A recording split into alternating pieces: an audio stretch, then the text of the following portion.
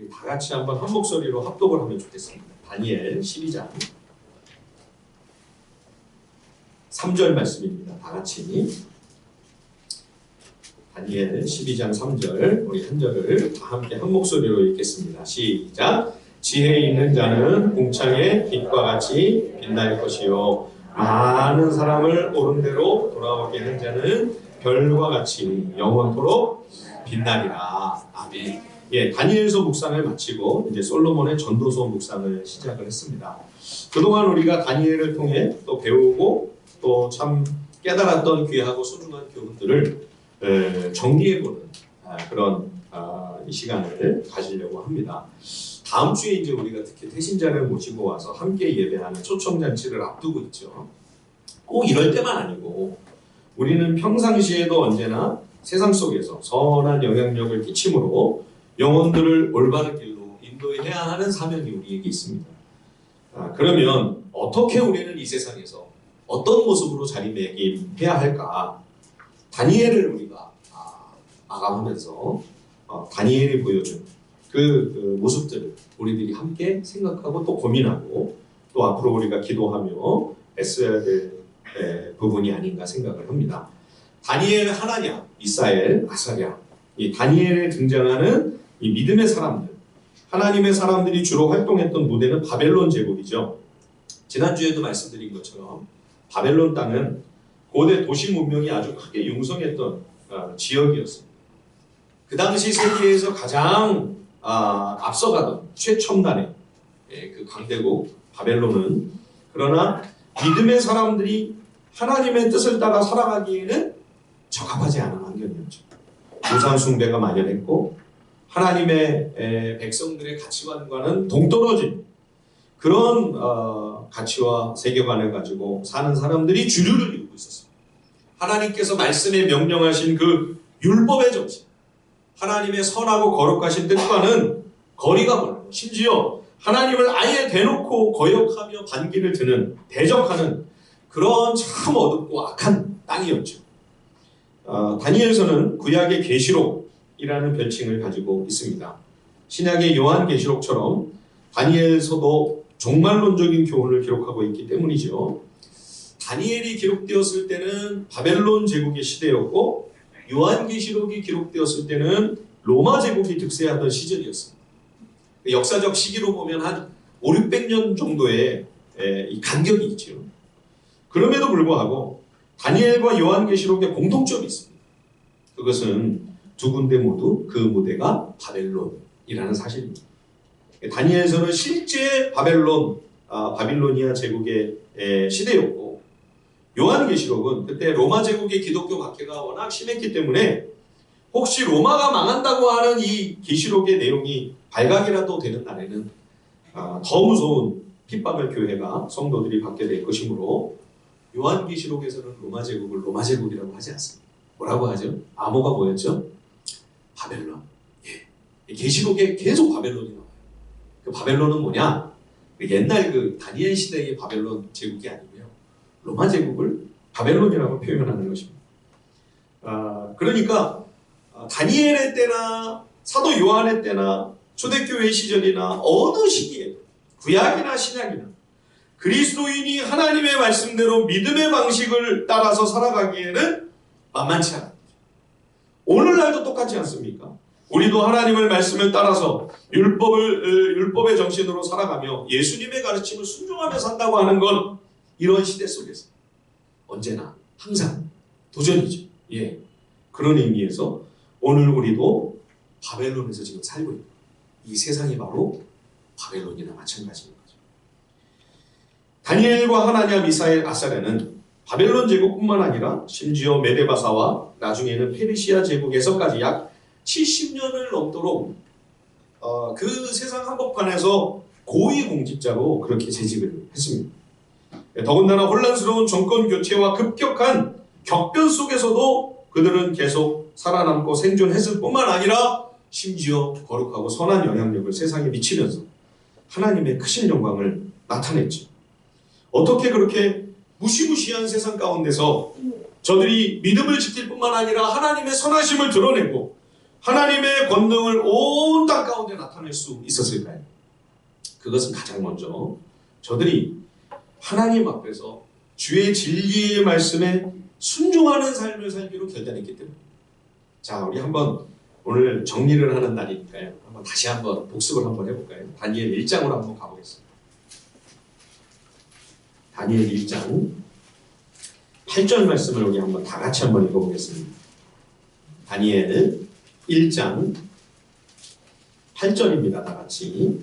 다니엘 1장 8절 다 함께 시작. 다니엘은 뜻을 정하여 왕의 음식과 그가 마시는 포도주로 자기를 더럽히지 아니하리라 하고 자기를 더럽히지 아니하도록 환관장에게 구하니. 예, 다니엘은 먼저 뜻을 정합니다. 마음을 결정했다는 것입니다. 바벨론의 음식으로 나를 더럽히지 아니하겠다. 바벨론에 가보니까 유대인들은 먹지 않던 음식들이 잔뜩 나오는 거죠. 하나님께서 율법에 금하신 음식들. 그러나 이것은 단지 음식만 구별하라 그런 의미가 아니죠. 레위기의 이 음식을 깨끗한 음식, 더러운 음식으로 이렇게 구별을 하도록 훈련을 시키신 이유는 이제 이스라엘 백성들이 가나안 땅에 들어가서 살아야 되는데 가나안 땅은 우상 숭배의 모든 삶의 방식과 가치관과 그 생활의 온갖 습관들 정말 죄악되고 부패하고 음란하고 더러운 그런 삶의 모든 문화가 가득한 곳이 가나안이었거든요. 그래서 그런 것에 오염되지 아니하고 자신을 지키면서 하나님 앞에서 거룩하고 구별된 삶을 살도록 음식부터 하나하나 구별하는 이 연습을 하나님이 시키신 겁니다. 그러니까 지금 이 다니엘과 친구들이 마음을 정하고 바벨론의 이 더러운 음식으로 자신을 더럽히지 않겠다 결단한 것은 단지 음식만 아니고요. 음식만 가려먹겠다 그런 이야기가 아니라 하나님의 백성 여호와의 거룩한 사람들로서 하나님이 기뻐하시지 않는 온갖 악하고 더러운 부패한 행실로부터 또 탐욕스러운 우상 숭배의 죄로부터 마음을 깨끗하게 지켜서 하나님이 기뻐하시는 삶을 살겠다.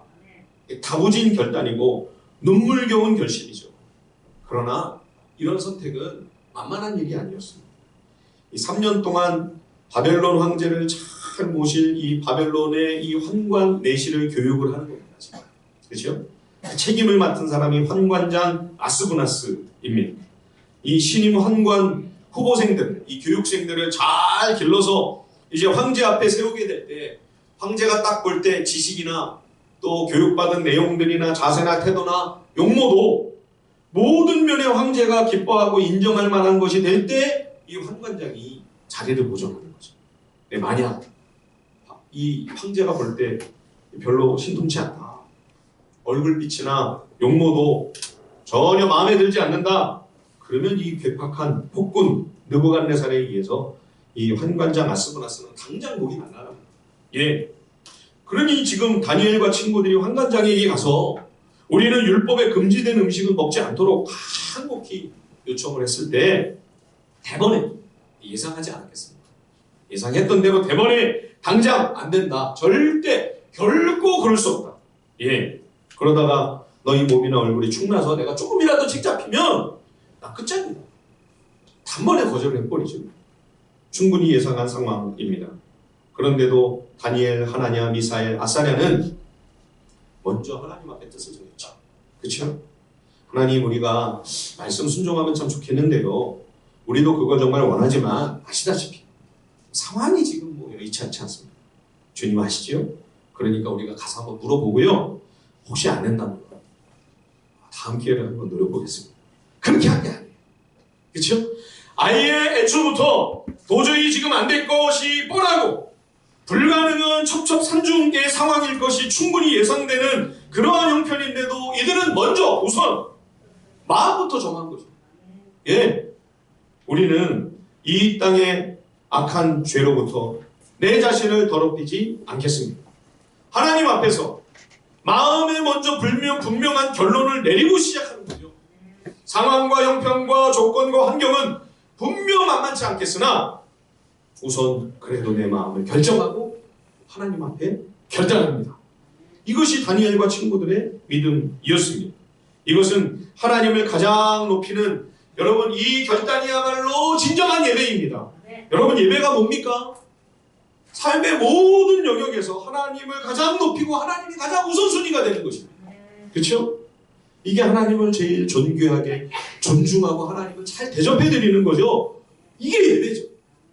우리가 여기 모여서 예배한다고 해놓고 정작 삶의 현실로 들어가서는 하나님의 뜻, 하나님의 말씀이 2순위, 3순위도 아니라 4순위, 5순위, 6순위에도 못 들고 저 맨 끝으로 가서 되든지 말든지 그거는 우리에게 뭘 얘기해 주는 겁니까? 하나님이 나에게 있어서 어느 정도 가치가 있는 분이신가. 그것이 이 예배의 자리에서가 아니라 내 삶의 현장에서 결정이 되는 거죠. 내 삶의 현장에서 그것이 드러나는 거죠.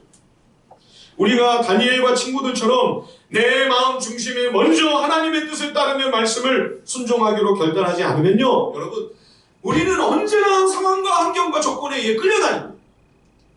주도권은 우리가 잡지 못해요. 계속 끌려다니는 거예요.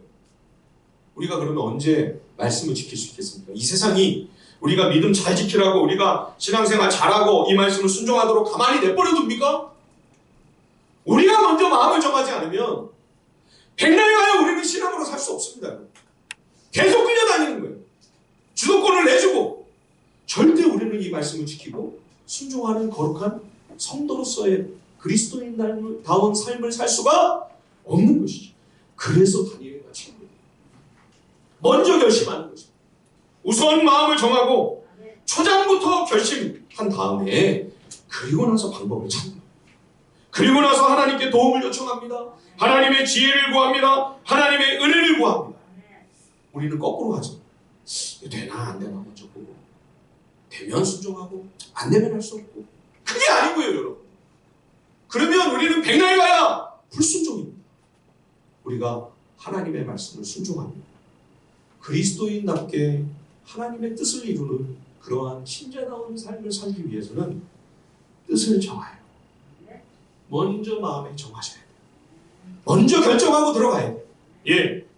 자, 결정하고 들어갔는데도 최고 책임자인 아스고나스가 안 된다고 했습니다. 그러면 길이 없는 겁니까?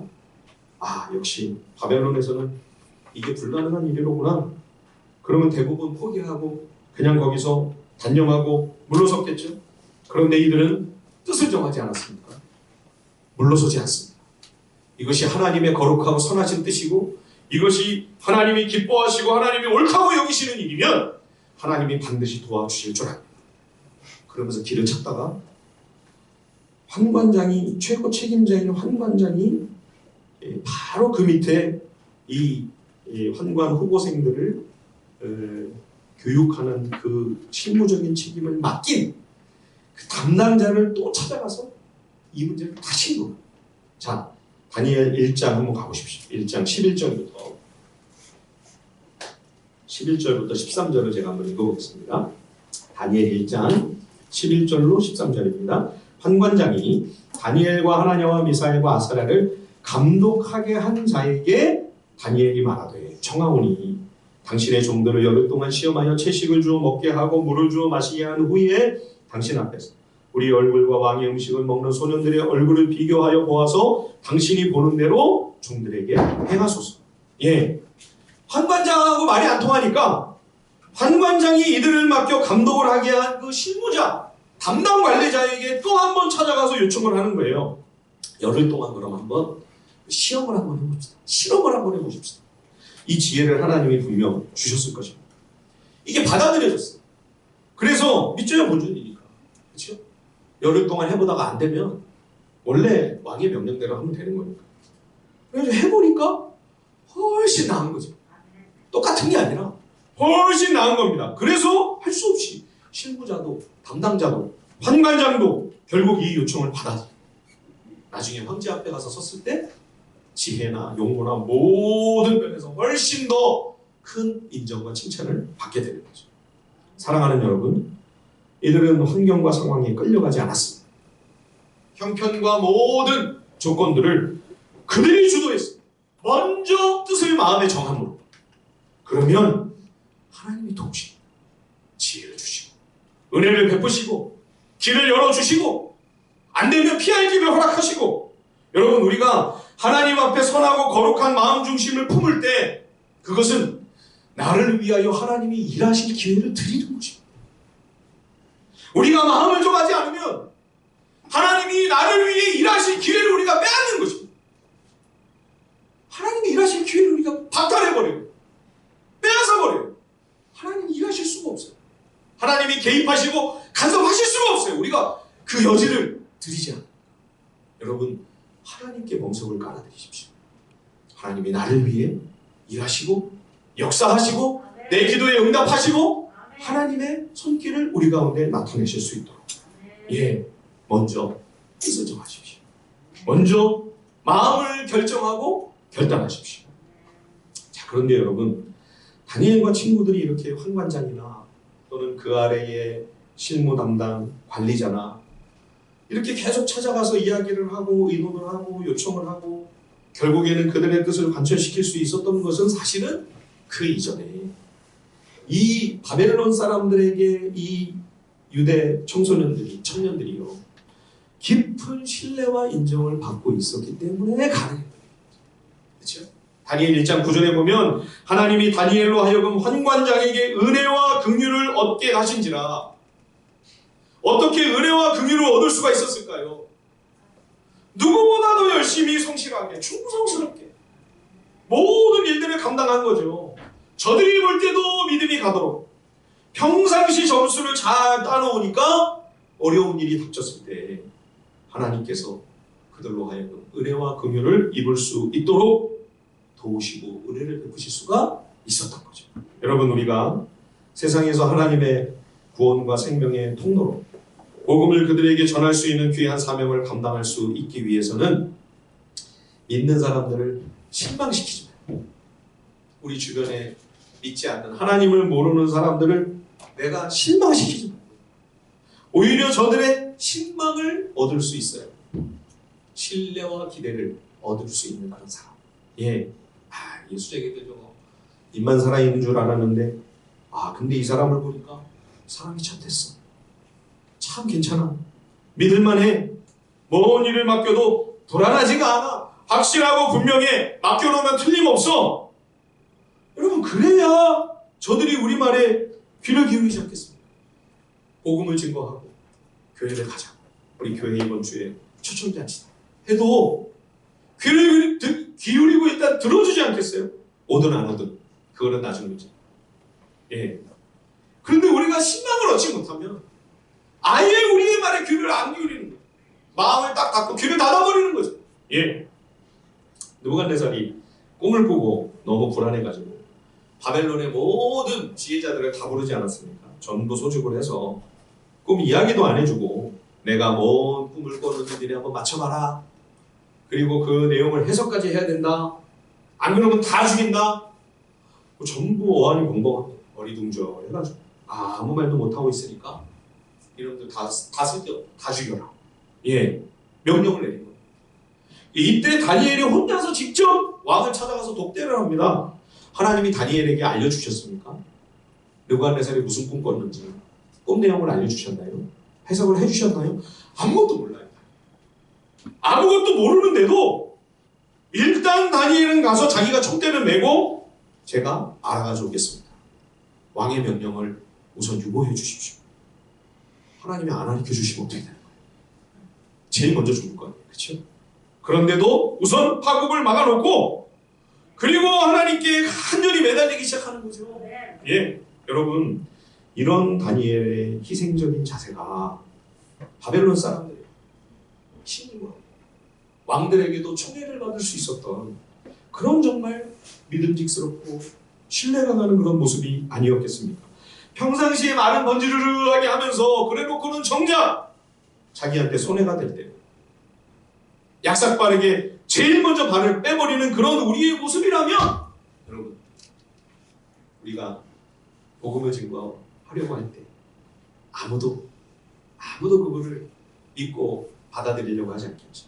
사랑하는 여러분, 그리스도인은 책임을 져야 할 자리에 있을 때 책임지는 사람이 되어야, 아무도 희생하지 않고 손해보지 않으려고 할 때, 다 발 빼려고만 눈치 보고 있을 때 아, 이게 꼭 누군가는 해야 되는 일이고 하나님이 기뻐하시는 정말 옳은 일이다.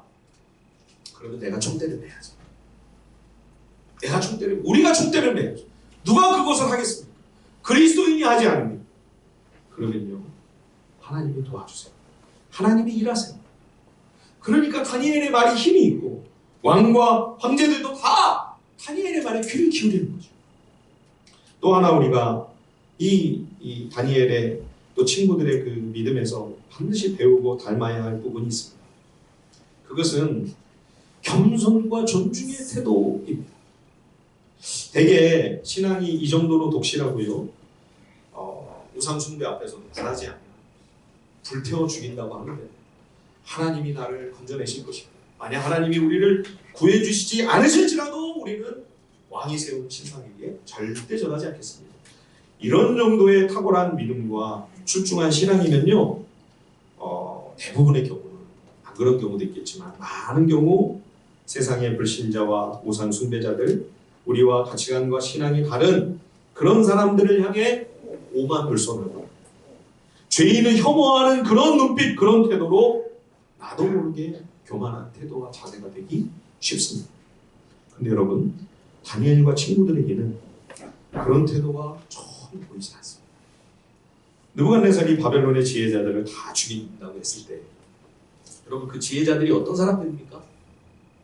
물론 다니엘의 세 친구도 있었지만 다니엘과 세 친구를 빼면 다 주술사, 마술사, 박수, 무당, 점성가, 점쟁이, 우상신전의 사제들, 다 그런 사람들이었죠.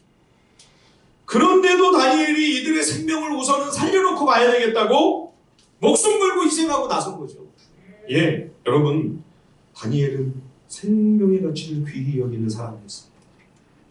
뿐만 아니라 나와 심지어 신앙이 다르고 가치관이 달라도, 가는 길이 달라도, 우상을 섬기는 어리석고 미련한 우상 숭배자일지라도 존중하는 거예요. 사람을 진심으로 위합니다. 다니엘. 예, 느부갓네살이 자기를 상징하는 그 큰 나무, 하늘 끝까지 닿아 있는 그 크고 높은 나무가 하루아침에 베어지고 그루터기만 남는 그 불길한 꿈을 또 꿨잖아요. 예, 그래서 이제 이번에는 불러다가 다니엘에게 이야기를 해주면서 해석을 해보라고 부탁을 하죠. 다니엘은 이것이 여호와께서 그를 향해 진노하시며 징계를 내리시는 그런 내용임을 즉시 깨달았습니다. 그런데도 다니엘은 왕에게 뭐라고 얘기를 하냐면요, 내 주여, 그 꿈은 왕을 미워하는 자에게 응하며 그 해석은 왕의 대적에게 응하기를 원하나요. 진심을 다해 왕을 위하면서, 그렇죠? 꿈을 해석해 줄 뿐만 아니라 이러한 하나님의 진노와 징계에서 벗어나는 길까지도 친절하게 자세하게 알려주는 모습을 우리가 보지 않았습니까? 저 같으면요, 그렇게 안 합니다. 일단 목에 힘을 좀 단단히 주고요. 예, 팔자로를 내가 쥐고 있는 거 아닙니까? 그렇죠? 예, 아주 거만합니다. 예, 이런 때 아니면 또 언제 이런 기회가 있겠어요? 예, 느부갓네살이요, 단단히 들으시오, 각오하고 들으시오. 드디어 당신의 죄값을 치를 날이 왔어. 하나님이 아주 당신을 혼쭐을 내신다고 그러시네. 예, 그러면서 속으로 이런 날이 좀 진짜 왔어야 되는데 그러지 않았을까? 예. 다니엘의 겸손과 존중, 그것은 이 땅을 누가 다스릴지 결정하는 것은 여호와 하나님의 손에 달린 일이다라고 하는 것을 믿는 신앙에서 나오는 것이었습니다. 다니엘에게 있어 하나님의 절대 주권은 추상적인 관념이나 이론이 아니었습니다. 실제였어요. 다니엘이 느부갓네살 황제를 존중하는 것은요, 그가 존중받아 마땅한 사람이기 때문이 아니었습니다. 하나님이 그것을 명하셨기 때문이었습니다. 하나님은 유다 왕국이 바벨론에 의해 멸망당하기 직전에 선지자 예레미야를 통하여 뭐라고 말씀하셨습니까? 바벨론의 멍에를 메라. 바벨론은 패역한 유다를 향한 하나님의 회초리이고 채찍이었습니다. 그러니 매를 수운이 맞는 것이 진정한 회개와 돌이킴의 시작이었죠. 놀랍게도 그렇게 하면 70년 만에 하나님이 다시 그 백성을 회복시켜 주신다고 하는 약속까지 하지 않으셨습니다. 그래서 사로잡혀가는 포로들에게 하나님께서 예레미야를 통해 이렇게 말씀하십니다. 너희는 집을 짓고 거기 살며 텃밭을 만들고 열매를 먹어라. 아내를 맞이하며 자녀를 낳으며 너희 아들이 아내를 맞이하여 너희 딸이 남편을 맞아 그들로 자녀를 낳게 하여 너희가 거기서 번성하고 줄어들지 아니하게 하라. 너희는 내가 사로잡혀가게 한 그 성읍의 평안을 구하고 그를 위하여 여호와께 기도하라. 이는 그 성읍이 평안함으로 너희도 평안할 것입니다. 여러분, 우리도 똑같이 이 세상을 살아갈 때 다니엘과 같은 이 겸손과 존중의 마음을 꼭 배워야 합니다. 우리 신자들이 참 많이 놓치고 있는 부분입니다. 예? 존중하지 않아요. 엉뚱한 소리 하고 믿음이 없고 이 악한 불신자가 헛소리를 하면 우리 마음에 금세 무시하고 멸시하는 마음이 들지 않습니까? 우리는 세상에서 소금과 빛의 사명을 감당해야 할 축복의 통로입니다. 결국 우리가 이 땅에서 마지막 순간까지 감당해야 할 성도의 사명은 뭡니까, 여러분? 복음의 통로가 되는 것이 아닙니까? 그렇죠? 그래서 오늘 다니엘서 마지막 12장 3절 다시 한번 우리 한 번만 더 읽을까요? 다 같이. 자, 다니엘 12장 3절 우리 한 번 더 읽으십시다.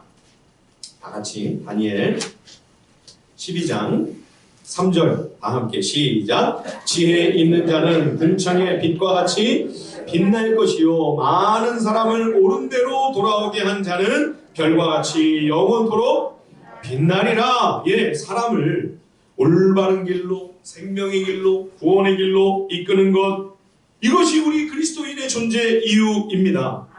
여러분, 여기서 우리가 이 사명 잘 감당하기 위해 꼭 기억해야 할 한 가지가 있습니다. 수요일마다 요즘 에베소 6장을 가지고 영적 전쟁에 대해서 우리가 요즘 은혜를 나누고 있죠. 근데 거기서도 분명 우리의 성도의 치열한 영적 싸움의 대상은 사람이 아니에요. 그렇죠? 보이지 않는 악한 영들과 사탄과 마귀와 못된 흑암의 영적 세력이라고 말씀하고 있습니다. 여러분, 이 세상이 우리가 대적해야 할 상대가 아닙니다. 이 세상 불신자와 우상숭배자들과 이 땅의 악한 죄인들이 내가 영적 싸움을 싸워야 할 대적이 아니라는 것입니다. 우리의 적은 사탄입니다. 우리의 철천지 원수는 마귀입니다. 끝까지 제일 힘겨운 싸움을 싸워야 할 적은 누구냐? 나 자신. 여러분, 이 세상 그리고 이 땅에 미련한 죄인들이 우리의 전쟁의 적수가 아님을 기억해야 해요. 그들 역시 간교한 사탄 마귀의 못된 계략과 무자비한 공격의 피해자인 거죠. 피해자예요. 예, 다니엘과 친구들은 그들의 정복자 느부갓네살과 잔인한 바벨론 제국을 결코 대적하지 않았습니다. 여러분, 악하고 어두운 이 세상은 우리의 적이 아닙니다. 예수님은 이 악한 세상, 이 어두운 세상 한복판으로 들어갔습니다. 그들 가운데 하나님이 택하신 영혼들을 제자로 삼아 예수님의 귀한 교훈을 전하고 가르쳐주라 말씀하셨죠. 예수님이 우리에게 기독교 국가를 세우라고 요구를 하셨다든지, 또는 우리 신자의 기준이나 우리의 삶의 어떤 습관이나 문화를 그들에게 강요하거나 퍼뜨리라고 명령하신 적이 없습니다. 주님은 오직 우리에게 세상 가운데 잃어버린 하나님의 양들을 찾아와라. 그리고 내 양을 먹여라. 이게 주님이 간곡하게 당부하신 마지막 부탁이 아니었습니까? 초대교회 성도들을 생각해 보십시오. 로마 제국에서 그리스도인은 극히 소수에 불과했습니다. 그러면서도 극심한 핍박을 받았죠. 예수님의 제자들 사도 12명 가운데 11명이 순교를 당했습니다. 그 당시에 형편이 어떠했는지 여러분 짐작이 되시죠? 초대교회 성도들이 그렇다고 황제를 악한 원수로 여겼나요? 로마 제국과 더불어 투쟁하고 싸웠나요? 아닙니다. 그들은 그저 지극히 사소하고 평범한 자신들의 삶 속에서 거룩한 그리스도의 제자로서 신실한 삶을 깨끗하고 정결하게 살아갔을 따름이었습니다. 바벨론에서 하나님의 언약 백성답게 살았던 다니엘과 친구들처럼 주의 백성으로서, 언약 백성으로서의 자신의 자리를 꿋꿋하게 지켜낸 거죠. 초대교회 성도들은 교회를 박해하는 악하고 못된 로마 황제와 로마의 위정자들이나 로마 군대와 더불어 전쟁을 하거나 그들을 대적하지 않았습니다. 그들이 원수가 아니라는 사실을 잘 알았기 때문이죠. 우리의 원수는 악한 마귀, 저 미련한 어리석은 죄인들은 원수들의 희생자일 뿐이죠. 여러분, 희생자는 무찔러야 할 대상이 아닙니다. 반드시 건져내고 구해야 할 가련한 한 생명이죠. 그렇기 때문에 하나님께서도 악한 왕 느부갓네살을 끝까지 불쌍히 여기시며 그에게 많은 은혜를 베푸시는 것을 우리가 이번에 목격했습니다. 유다 왕국을 3번이나 짓밟고 하나님의 거룩한 성전을 약탈하여 온갖 거룩한 기구들과 값진 보화들을 전부 바벨론으로 다 훔쳐갔습니다. 예루살렘을 폐허로 만들었습니다. 그런 사람이 느부갓네살입니다. 그것도 모자라 심지어 여호와의 성전을 전부 무너뜨리고 불태워버리고, 이런 사악한 느부갓네살에게 하나님은 끊임없이 인자와 긍휼을 베푸시고 그에게 꿈을 주시고 계시를 주시고 지극히 높으신 하나님이 온 땅을 다스리고 계심을 그에게 깨닫게 해주시고, 다니엘과 하나냐, 미사엘, 아사랴 같은 이 빛나는 이 위대한 믿음의 사람들을 그 옆에 다 붙여놓으시고 그들을 통해 놀라운 체험과 경험을 하게 해주시고, 그래도 또 엉뚱한 짓을 하고 엉뚱한 소리를 하고, 그래도 또 하나님이 낮추시고 훈련하시고 연단하시고 다시 또 높여주시고 참 많은 공을 들이시는 것을 볼 수가 있죠. 왜 그랬을까요? 하나님이 왜 그러셨을까요?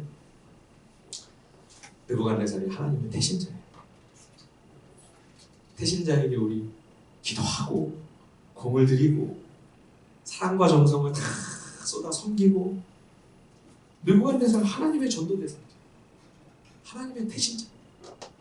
그러니까 이 악하고 못된 사람을 하나님이 혐오하고 배제하고 차별하고 쫓아내지 않으시고 끝까지 하나님의 사랑과 자비와 긍휼을 베푸시는, 하나님의 인자를 베푸시는 거죠. 그럼에도 불구하고 우리가 세상과 싸우려고 사나운 모습으로 그리스도인이 달려들어 저들과 전쟁을 하듯이 한다면, 여러분, 절대 저들은 우리가 증거하는 복음에 귀를 기울이려고 하지 않을 것입니다. 전쟁이 시작되면 일단 대화는 단절이죠. 예, 절대 상대의 말에 귀를 안 기울입니다. 싸움에 몰두하는 거죠, 그렇죠? 복음 증거는 전쟁이 아닙니다. 하나님의 성령께서 역사하셔서 그 마음이 설복이 됩니다. 감동이 돼야죠, 그렇죠? 그러니까 우리가 전도할 때 절대 논쟁하거나 감정적으로 흥분하면 안 된다는 이유가 거기 있는 거죠. 아직 신앙이 없는 우리 가족들을 대할 때도 여러분 꼭 기억하셔야 돼요. 절대 감정적으로 부딪히시면 안 돼요. 너무 답답해가지고 막 공격적인 말을 하고 잔소리에 그냥 용단 폭격을 그냥 막 쏟아붓고, 그냥 거기에는 그냥 틀린 말이 하나도 없죠. 그냥 다 구구절절 옳은 소리고 성경의 놀라운 진리를 담고 있고 복음의 찬란한 영광을 다 담고 있는 정말 약이 되고 보약이 되는 그런 말들이라 할지라도 하나도 그 귀에 들리지 않습니다. 전쟁을 안 하고 되기 때문에 꼭 기억하십시오. 그가 우리의 원수가 아닙니다. 그가 우리의 대적이 아닙니다. 저들은 불쌍한 피해자요 희생자일 뿐이죠. 원수는 악한 영입니다. 여러분, 혼동하지 마십시오. 우리가 제일 헷갈리는 게 바로 이 부분이에요. 엉뚱한 사람하고 싸우고 있어요. 우리가 살려야 할 희생자, 피해자를 붙들고 싸우고 있는 거예요. 아니요, 원수는 딴 데 있는데, 악한 마귀가 우리가 싸워야 할 대적인데요. 필립 얀시가 세상과 더불어 싸우는 미국 교회 일부의 그 안타까운 모습을 그의 책에서 한번 이렇게 통제를 한 적이 있습니다. 그리스도인들이 악한 세상을 향해 계속 독한 살충제만 막 뿌리고 다닌다는 거죠. 여기도 바퀴벌레가 있네. 여기도 못된 벌레가 아직도 살아있네. 계속 다니면서 독한 살충제. 네, 그거는 바퀴벌레한테만 해본 게 아니라 우리에게도 해로울 수 있다. 그거를 막 뿌리고 다닌다고 하는 거죠. 이것이 예수님이 말씀하신 성경적인 교회의 모습이 아니다. 성경적인 성도의 모습이 아니라고 그는 단언합니다. 왜입니까? 주님은 우리를 독한 살충제로 부르신 적이 없습니다. 우리는 그리스도의 향기입니다. 그리스도의 편지입니다. 예, 다니엘과 미사엘, 아사랴는 더러운 세상의 오염이 자기들에게 가까이 하는 것이 두려워 독한 살충제를 막 뿌리고 다니는 겁쟁이 신자들이 아니었습니다. 오히려 그들은 위축되고 두렵고 너무너무 무시무시한 그 바벨론의 칼과 창날 앞에서도 세계 최고 강대국의 권력자 느부갓네살보다 더 크고 더 두렵고 더 위대하신 하나님을 의지하고 바라보며 믿음으로 이 모든 상황을 헤쳐나갔던 거죠. 사랑하는 성도 여러분, 우리가 다니엘을 마치면서 한 가지 꼭 마음에 새겨야 할 교훈이 하나 있습니다. 그것은 악인의 성공과 번영이 의인의 실패는 아니라는 사실입니다. 악인의 성공과 번영이 곧 의인의 실패인가? 아니다! 그거를 보여주는 책이 다니엘입니다. 근데 우리는 착각해요. 악인이 득세하고 형통하고 죄악이 횡행하고 저들이 번영하고 저들이 성공을 거두게 되면 믿는 자들은 패하게 될 것이라고 하는 깊은 두려움이 우리 마음에 있어요. 저들이 잘 나가면 여러분 교회는 찌그러지고 망합니까? 저들이 힘과 권세를 얻으며 성도는 내리막으로 곤두박질을 치게 됩니까? 그렇지 않습니다, 여러분. 그걸 보여주는 책이 다니엘서입니다. 하나님은 세상보다 크십니다. 하나님은 끊임없이 이 세상은요 너무 강하고 거대하잖아요. 악하고요. 바벨론 제국의 때나 로마 제국의 시대나 지금도 마찬가지입니다. 변함없이 동일합니다. 이 세상 바벨론은 언제나 우리 앞에 거대하고 우리보다 강하고 항상 우리를 압도합니다. 그럼에도 불구하고 주님은 무엇을 말씀하십니까? 그래도 하나님은 역사하시고 통치하시고 다스리고 계신다. 이 교회 안에만, 이 작은 교회의 소수의 무리들인 성도들만 아니라 하나님께서 온 세상을 통치하고 다스리시고 그 역사를 이끄시며 그 가운데 주의 성도들을 지키시고 보호하신다. 그러니 여러분, 악이 횡행하고 죄악이 관영한다고 해서 겁내지 마십시오. 두려워하지 마십시오. 염려하고 근심하고 걱정하지 마십시오.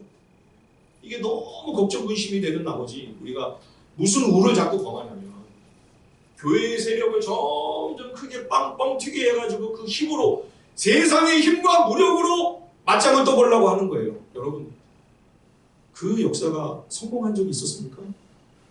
가장 참담하게 패배했던 데가 중세시대 아닙니까? 교회의 힘이 세상의 권력보다 더 세졌어요. 그래서 세상을 이겼나요? 세상을 변화시켰나요? 참담하게 기독교가 더 무너지고 혼란스럽고 부패하게 되고 말지 않았습니다. 주님은 그렇게 싸우라고 말씀하시는 것이 아니에요. 다니엘과 같이 초대교회 성도들과 같이 싸워야 된다. 세상은 항상 우리를 압도합니다. 그러나 주의 백성은 두려워할 것이 없습니다. 그래서 주님이 다니엘 10장 19절에 다니엘에게 친히 오셔서 이렇게 말씀하셨죠. 큰 은혜를 받은 사람아, 두려워하지 말라. 평안하라. 강건하라. 강건하라. 오늘 나에게 주시는 주님의 음성인 줄 압니다. 두려워하지 말아라. 평안하라. 강건하라. 강건하라. 다니엘과 그의 세 친구는 바벨론과 페르시아 제국이 그때 사명지였습니다. 요셉은 이집트에서 부름을 받아 그곳에 그 애굽의 배속이 되었죠. 초대교회 성도들은 로마 제국 그곳에 배치가 되어 거센 핍박과 두려운 박해를 직면해야 했습니다. 그러나 그들은 거기서 가여운 희생자들과 싸우거나 피해자들을 대적으로 삼고 전쟁을 벌이지 않았습니다. 오히려 마음을 단단히 정하고 뜻을 정하여 스스로 거룩한 길을 걸어가며 성실하고 충성스러운 모습으로 신뢰와 인정을 받고 또 말이 통하지 않는 우상 숭배자라 할지라도 그들을 겸손한 태도로 항상 존중하고 귀히 여기고 그들 가운데서도 하나님의 잃어버린 택하신 그 잃은 양을 찾아 그들을 바른 길로 인도하기 위해 최선을 다했죠. 그들의 삶은 그 자체로 이미 별과 같았습니다. 주님이 우리를 소금과 빛으로 부르셨다고 그랬는데요. 주님은 저와 여러분들도 별과 같이 빛나는 존재로 바벨론 제국과 같은 이 캄캄하고 어두운 세상 한 구석에 여기에 우리를 배속시키셨습니다. 우리는 지금 여기에 배치가 되어 있죠. 그렇죠? 그래서 빛을 발하라 말씀하십니다. 여러분, 내 빛이 너무 보잘것없고 내 빛은 너무 흐리고 너무 작고 그래서 이 말씀과는 좀 상관이 없을 것 같은 그런 느낌이 드시나요? 그렇지 않습니다. 여러분은 절대 스스로 과소평가하지 마십시오. 세상이 캄캄하고 어두우면 어두울수록 작은 빛이 나도 그것이 어두움 가운데 헤매고 있는 영혼들에게는 충분히 소망이 되고 넉넉한 길잡이가 될 수 있습니다. 세상은 점점 더 어두워갈 것입니다. 그러면 그럴수록 우리의 그 조그만 작은 빛이 더 필요하고 더 소중한 의미가 있게 될 것입니다. 그 작은 빛의 사명을 끝까지 감당하시는 우리 하늘비전 식구들이 다 될 수 있기를 주님의 이름으로 간절히 축원드립니다.